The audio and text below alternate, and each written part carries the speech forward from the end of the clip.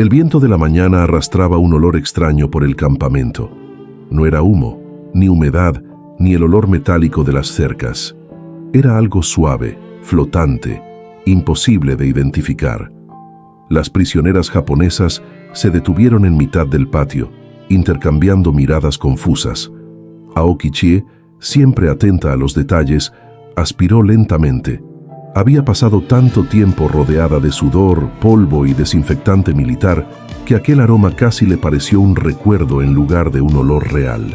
El origen apareció minutos después. Una auxiliar estadounidense cargando una caja de madera seguida de 2 guardias. Caminaban con cuidado, como si llevaran algo delicado. Las mujeres japonesas se tensaron. Cajas en manos del enemigo rara vez significaban algo bueno. Pero cuando la auxiliar abrió la tapa y retiró el papel encerado, ninguna estaba preparada para lo que vio. Adentro había docenas de barras de jabón, pero no eran jabones militares. No eran grises ásperos ni sin aroma. Eran blancos, rosados, amarillos, suaves, lisos, envueltos en papel estampado. Algunas barras tenían flores dibujadas. Otras tenían letras cursivas en inglés. Y lo más desconcertante, olían a perfume. Un murmullo recorrió al grupo de prisioneras. Lavanda, rosas, aloe, jazmín. Aromas que no habían percibido desde antes de la guerra. Aromas que pertenecían a baños tranquilos, hogares en paz, tocadores femeninos. Aromas que recordaban una vida que la guerra les había arrancado sin pedir permiso. La intérprete japonesa anunció: «Estos jabones son exclusivamente para ustedes». Las prisioneras se congelaron. Para ellas, jabón perfumado en un campamento del enemigo. En un acto casi instintivo, Sato Keiko dio un paso adelante. Tomó una barra con ambas manos como si fuera un objeto sagrado, la acercó a la nariz, cerró los ojos y por primera vez desde su captura, sonrió. Una sonrisa pequeña, frágil, pero real. Mientras las demás mujeres observaban en silencio, Aoki Chie comprendió lo que estaba ocurriendo. Aquella caja no solo contenía jabón, contenía memoria, contenía dignidad, contenía un recordatorio de que todavía existía belleza en un mundo que ellas creían completamente perdido. Durante los últimos años de la guerra, la higiene en Japón se volvió un lujo inalcanzable.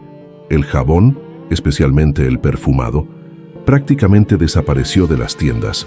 Las mujeres improvisaban mezclas rudimentarias con ceniza o arroz molido, mientras que los hospitales y unidades militares dependían de soluciones mínimas para desinfectar. Para las prisioneras japonesas capturadas en el Pacífico, la falta de jabón se convirtió en parte de la rutina. Manos agrietadas, piel irritada, trenzas apelmazadas por la falta de limpieza. Por eso, cuando llegaron a los campamentos estadounidenses, nada las preparó para descubrir que existía un suministro de jabón destinado exclusivamente para ellas. Aquellos jabones perfumados no eran un capricho. Formaban parte de un programa civil administrado por organizaciones femeninas estadounidenses. Madres, enfermeras, trabajadoras de fábrica y voluntarias enviaban productos de higiene al extranjero para proteger la dignidad básica de los prisioneros enemigos. Para las prisioneras japonesas, sin embargo, ese gesto era incomprensible. ¿Cómo podía el enemigo preocuparse por su aroma personal? ¿Por qué ofrecerles algo tan íntimo y tan femenino? ¿Con qué propósito entregar flores, colores y perfumes en medio de una guerra brutal? La respuesta estaba en la lógica humanitaria estadounidense. Una prisionera enferma o deprimida era una responsabilidad para el campamento. La higiene disminuía infecciones, reducían tensiones y mejoraba el bienestar general. Pero más allá de lo práctico, había un elemento profundamente humano. Muchas de las donantes imaginaban a sus propias hijas en el lugar de aquellas mujeres. Para las prisioneras japonesas, ese pensamiento era imposible de concebir. Para ellas el enemigo no tenía rostro humano, pero aquel jabón perfumado, suave y delicado, comenzó a romper esa imagen poco a poco. Lo que parecía un simple objeto cotidiano, pronto se convertiría en uno de los gestos más transformadores que vivirían dentro del campamento. La mañana del reparto de jabones perfumados quedó grabada en la memoria de las prisioneras japonesas como un evento casi irreal. El campamento, normalmente dominado por olores ásperos, metal oxidado, polvo seco, lana húmeda, sudor rancio, amaneció distinto. Era sutil, apenas perceptible, pero estaba ahí. Aokichi fue la primera en notarlo al salir del barracón. El aire frío traía un aroma suave, redondo, familiar. No era militar, no era médico, no era químico, era humano y femenino. Se detuvo, respiró profundamente y por un segundo sintió el impulso visceral de volver a un lugar que ya no existía, el baño de su casa en Osaka, donde su madre guardaba pedacitos de jabón como si fueran joyas. Sato Keiko salió detrás de ella, frotándose los brazos contra el viento. Cuando aspiró el aire también se detuvo. «Ese olor», murmuró sin convicción, «¿es real?». Antes de que alguien pudiera responder, un guardia estadounidense apareció al final del pasillo entre los barracones. No venía solo, lo acompañaba una auxiliar americana, y entre ambos cargaban una caja de madera con cuerdas gruesas. Caminaban despacio, no por estrategia, sino porque el contenido parecía frágil. Las prisioneras se alinearon instintivamente, no por obediencia voluntaria. Era un reflejo aprendido tras meses de cautiverio. Alinearse significaba evitar problemas. Pero la tensión era evidente. Varias mujeres estaban listas para retroceder si la caja contenía algo inesperado. La auxiliar americana colocó la caja en el suelo y retiró el papel encerado. Y el olor se volvió inconfundible. Lavanda, jazmín, rosas, cítricos. El aire se llenó de una suavidad casi incomprensible. Cuando la auxiliar levantó la primera barra, varias prisioneras dieron un paso atrás. Era demasiado delicado para pertenecer a un campamento. La barra era blanca, con bordes redondeados y una textura lisa que recordaba al jabón que, antes de la guerra, solo las mujeres de clase alta podían comprar. La intérprete japonesa, consciente del choque emocional, habló con voz pausada. Estos jabones fueron enviados desde Estados Unidos, por grupos de mujeres. Son para uso personal, para cada una de ustedes. Las prisioneras no se movieron. Era demasiada información en una sola frase. ¿Mujeres? ¿Enviando jabón? ¿Para ellas? Muchas no sabían si debían agradecer, temer o rechazar aquel gesto. Tamura, la anciana del grupo, dio un paso adelante. Sus manos temblaban, pero no por miedo. Tomó una barra rosa claro, la sostuvo como si fuera un objeto religioso y aspiró profundamente. Sus ojos se humedecieron. «Huele como mi boda», susurró. El comentario tan íntimo y tan inesperado quebró la tensión. Aokichi tomó una barra y la sintió resbalar suavemente entre sus dedos. Llevaba meses lavándose con agua fría y restos de jabón militar gris, tan abrasivo que había dejado grietas en su piel. Aquella barra suave, perfumada, era más que un producto.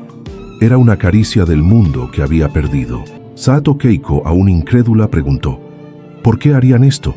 La auxiliar americana no entendió la pregunta, pero la intérprete sí. Dicen que porque ustedes son mujeres, y las mujeres merecen este cuidado.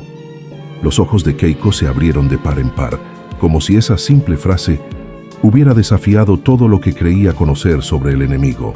El reparto comenzó. Una por una las prisioneras extendieron las manos y recibieron una barra perfumada.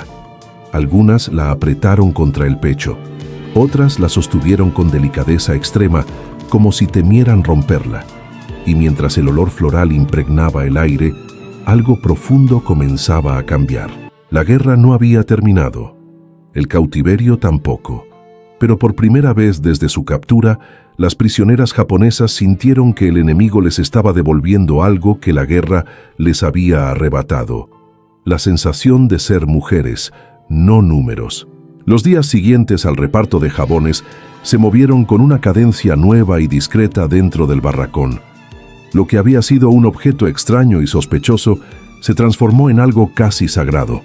Una rutina privada que las mujeres practicaban con un celo silencioso. No era solo la limpieza, era el acto de recordar que sus cuerpos, pese a la guerra, todavía existían como territorio de cuidado. Por la mañana, antes del recuento, Aokichi y otras 6 prisioneras formaban pequeños grupos en los rincones del barracón. Sobre tablas improvisadas ponían agua tibia en tazas de hojalata y, como si obedecieran un rito ancestral, frotaban las barras contra dedos agrietados, generando espuma blanca y perfumada que se elevaba en nubes suaves. El gesto era ritual: mano al jabón, espuma en la cara, en las manos, en la nuca.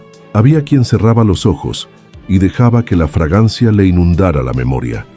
Otras simplemente suspiraban, como si ese aroma fuera una autorización para respirar de otra manera. La higiene adquirió una nueva dimensión social. Las mujeres compartían consejos sobre cómo usar menos agua, cómo secar la espuma con una toalla sin desperdiciar una gota. Enseñaban a las más jóvenes a frotar con ternura las zonas sensibles, a cuidar cicatrices, a evitar rascar heridas que podrían infectarse. Lo que para las voluntarias americanas era sentido común médico, para las prisioneras era conocimiento rescatado, casi prohibido por la escasez. Los guardias notaron el cambio. En los informes médicos, los doctores comenzaron a marcar menos casos de dermatitis, menos infecciones en las manos, menos grietas dolorosas. Las mujeres acudían a la enfermería con menos urgencia y más confianza.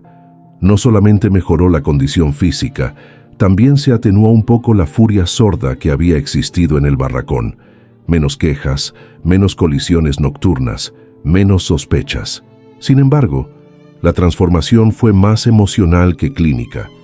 Sato Keiko explicó en su diario, una hoja que ocultaba dentro de su batea metálica, que el acto de lavarse se convirtió en un momento de intimidad recuperada. «Me lavo las manos y vuelvo a ser yo», escribió. No la que lucha por sobrevivir, sino la que recuerda qué significaba tocar con suavidad. El jabón perfumado también generó pequeñas escenas de solidaridad.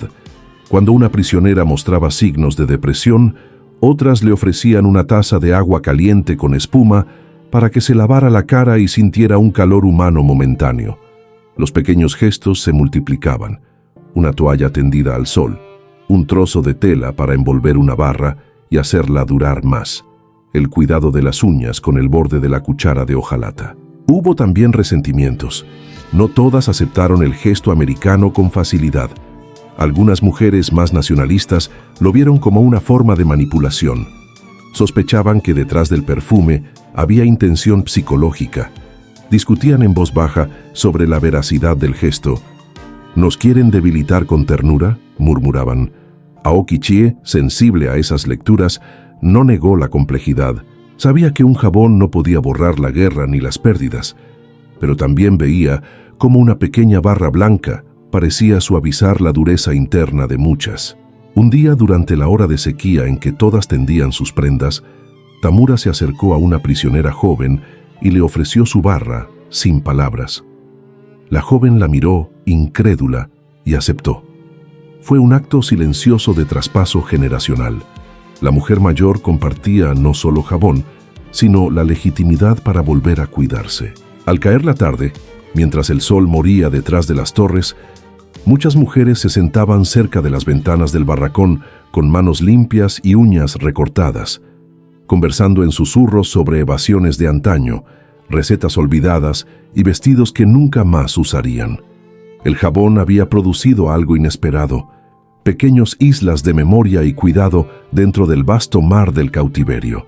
Y aunque el conflicto persistía fuera de las vallas, dentro del barracón por primera vez en meses, las prisioneras se miraban con menos sospecha y más reconocimiento. El simple acto del aseo había vuelto a poner en pie una forma básica de dignidad.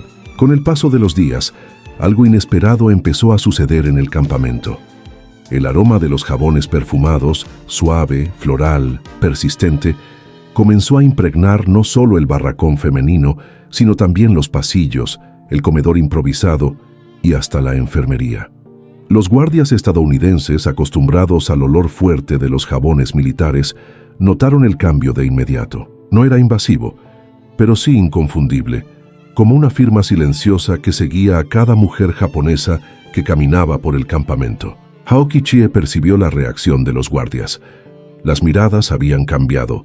Ya no parecían observarlas solo como prisioneras bajo vigilancia, sino como individuos con presencia, con olor, con identidad. Era perturbador y reconfortante al mismo tiempo. Algunas prisioneras temían esa atención nueva, otras sentían, después de meses de invisibilidad, que recuperar un rastro de feminidad no era una traición a sí mismas. Una tarde, mientras las mujeres recogían agua limpia cerca de la cocina, una auxiliar estadounidense se acercó con una sonrisa tímida. La intérprete la acompañaba. «Algunas de nosotras», dijo la auxiliar, «queríamos saber si les gustaron los jabones». El silencio cayó como una manta pesada. No estaban acostumbradas a que un enemigo buscara aprobación por un gesto tan íntimo. Sato Keiko, más valiente de lo que imaginaba, respondió con un susurro que la intérprete tradujo cuidadosamente. «Sí, nos recuerdan algo que creímos perdido». La auxiliar asintió emocionada. «Mi madre los envió», añadió. «Dijo que ninguna mujer debería olvidar cómo es sentirse limpia». Keiko bajó la mirada, pero no para esconder vergüenza. Lo hacía para ocultar un temblor emocional. Esta fue la primera conversación directa, aunque mediada, entre prisioneras y personal femenino estadounidense después del reparto. Un puente tenue había comenzado a formarse. Y, como todos los puentes en tiempos de guerra, era peligroso, frágil, lleno de tensiones internas. Pero un perfume puede hacer más por la memoria de lo que la razón permite admitir. Con cada lavado, las prisioneras activaban fragmentos de vida anterior. Cuando era niña, mi madre guardaba jabón en seda para que durara más. Mi hermana decía que el jazmín alejaba los malos sueños. Mi esposo compró jabón caro cuando tuvimos nuestra primera hija. Eran historias que no habían sido contadas desde la captura. Historias que devolvían la sensación de pertenecer a algo más grande que la guerra. Historias que, incluso sin querer, las acercaban unas a otras. Con el perfume también llegaron las primeras risas suaves, risas que no eran burla ni desafío, sino alivio. Risas que surgían cuando una mujer se equivocaba y usaba demasiado jabón, dejando sus manos cubiertas de espuma blanca que parecía nieve.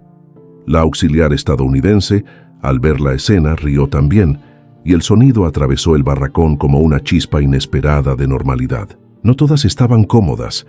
Algunas mujeres, rígidas en su patriotismo y su dolor, veían el perfume como un arma emocional. «Quieren que olvidemos», decían en voz baja.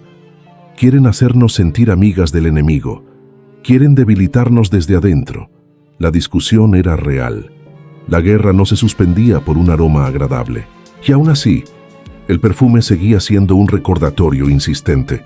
Una noche, Aoki-chi encontró a una de las mujeres más jóvenes llorando en silencio mientras sostenía su barra de jabón. «¿Qué ocurre?», preguntó suavemente. La joven respondió sin levantar la vista. «No recordaba cómo olía una mujer que se cuida. Pensé que nunca volvería a sentir algo así». Aoki colocó una mano en su hombro. «No es traición recordar quiénes somos». Ese perfume, que cruzaba barracones sin pedir permiso, estaba haciendo algo que ninguna orden militar habría podido lograr: abrir conversaciones prohibidas, aflojar tensiones y devolver a las prisioneras japonesas un lenguaje emocional que la guerra les había arrancado. Y en ese proceso, aunque ellas aún no lo sabían, el jabón perfumado ya estaba dejando una marca profunda en la memoria colectiva del campamento. El impacto de los jabones perfumados alcanzó su punto más inesperado durante la cuarta semana. Para entonces, el aroma ya era parte inseparable del campamento. Los guardias pasaban cerca de los barracones y no podían evitar comentarlo entre ellos. «Smells like a women's dormitory», murmuró uno. «No, smells like home», corrigió otro, con una nostalgia que no esperaba sentir en un campo enemigo. Ese fue el primer indicio de que algo más profundo estaba a punto de ocurrir. Era una tarde helada. El viento cortaba la piel y el cielo tenía esa tonalidad pálida que anuncia nieve. Las prisioneras estaban formadas para el recuento cuando un guardia joven, claramente incómodo, pidió hablar con la intérprete. Apenas podía sostener lo que llevaba. Una caja pequeña envuelta en papel marrón. Una caja que no pertenecía al inventario militar. Cuando la intérprete anunció lo que contenía, varias prisioneras pensaron que había oído mal. «Son jabones nuevos», dijo. Algunos fueron enviados por las familias de los guardias. El silencio que siguió fue absoluto. No el silencio disciplinado al que estaban acostumbradas. Era un silencio vivo, denso, cargado de incredulidad. Sato Keiko dio un paso adelante, buscando la mirada del guardia. ¿Por qué?, preguntó, incapaz de formular una frase completa. La intérprete tradujo. El guardia respiró hondo, como si dudara de su propio atrevimiento, y respondió: «Mi madre dijo que ninguna mujer debería oler a guerra». Aquello golpeó a las prisioneras como una ola emocional. Esa madre americana, que nunca las conocería, había decidido regalar un objeto íntimo a mujeres consideradas enemigas. Y lo hacía no por estrategia ni por propaganda, sino por algo que ellas mismas habían dejado de esperar del otro lado del océano: empatía. La auxiliar estadounidense, siempre atenta, abrió la caja. Adentro había nuevos jabones envueltos en papel floral, algunos hechos a mano, cada uno con formas distintas, ovalados, pequeños, cuadrados, con flores talladas. Un lujo imposible. Tamura, la anciana, tomó uno y lo sostuvo contra el pecho. «Esto», murmuró, «huele como el Japón que existía antes del ruido». Pero lo que ocurrió después fue aún más inesperado. Una de las mujeres más nacionalistas del barracón, Yamada, que siempre rechazaba cualquier gesto que pudiera suavizar la imagen del enemigo, tomó un jabón sin decir palabra.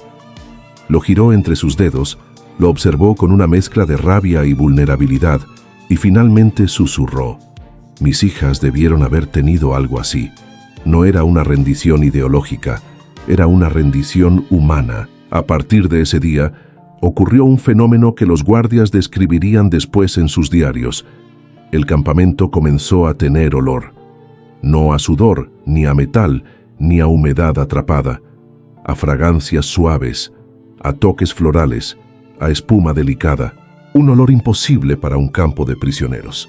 Ese aroma comenzó a cruzar las vallas del campamento interior. Los prisioneros varones, alojados en otra área, preguntaban de dónde venía. Algunos comentaban que por las noches creían sentir un aroma femenino flotando en el aire helado. Era casi sobrenatural, como si un pedazo de civilización hubiera aterrizado en el corazón del cautiverio. Esa transformación emocional también atravesó a los guardias. Varios comenzaron a dejar pequeñas cosas en el comedor: toallas limpias, peines, trozos de jabón envueltos en pañuelos. No estaba permitido, pero nadie lo impedía. El olor se había convertido en símbolo de algo que no querían destruir. Pero o gesto mais forte ocorreu no fim da semana. O guarda jovem, o mesmo que trouxera a caixa da mãe, aproximou-se do barracão feminino, tirou o boné em sinal de respeito e disse pela intérprete: «Gracias por devolverle humanidad a este lugar». A frase caiu no ar como neve lenta. Elas não sabiam como responder, porque talvez pela primeira vez desde sua captura, perceberam que o perfume no ar não vinha apenas dos jabones, mas de algo maior que começava a existir entre prisioneiras e guardias. Reconocimiento mútuo. Y mientras el sol se apagaba detrás de las cercas, Aokichi escribió su última nota sobre aquel día. El enemigo empieza a oler familiar. Años después de la guerra, cuando los archivos comenzaron a abrirse y los testimonios empezaron a ser recopilados, muchos historiadores esperaban escuchar sobre golpes, interrogatorios, humillaciones y silencios forzados. Y sí, esas historias existían, pero entre los relatos más íntimos de las prisioneras japonesas, una imagen se repetía una y otra vez: el olor del jabón perfumado en un campamento que no tenía derecho a oler bien. Aokichi, ya anciana, confesó en una entrevista: «El día que pude lavarme con jabón perfumado, sentí que mi nombre regresaba a mí, ya no era solo un número detrás del alambre». Sato Keiko guardó por décadas el pequeño envoltorio floral de su barra de jabón.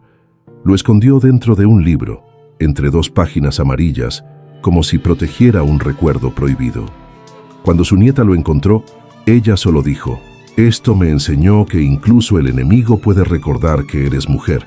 Incluso Yamada, la más rígida, la que jamás hablaba de debilidad frente al enemigo, reconoció en su diario, descubierto tras su muerte, que aquel perfume había quebrado algo dentro de ella. «No pude odiar el aroma, El olor no tenía uniforme. La guerra no fue más suave por ello. Las pérdidas no desaparecieron. Las cicatrices no se borraron. Pero dentro de un lugar donde la humanidad parecía suspendida, un simple jabón perfumado abrió una grieta por donde entró un rastro de dignidad. No cambió la historia del Pacífico. No negoció la rendición. No alteró fronteras. Pero cambió el interior de quienes lo sostuvieron entre las manos temblorosas. Porque a veces, la compasión no llega en forma de palabras, sino en un aroma que devuelve a una mujer la certeza de que aún pertenece a sí misma.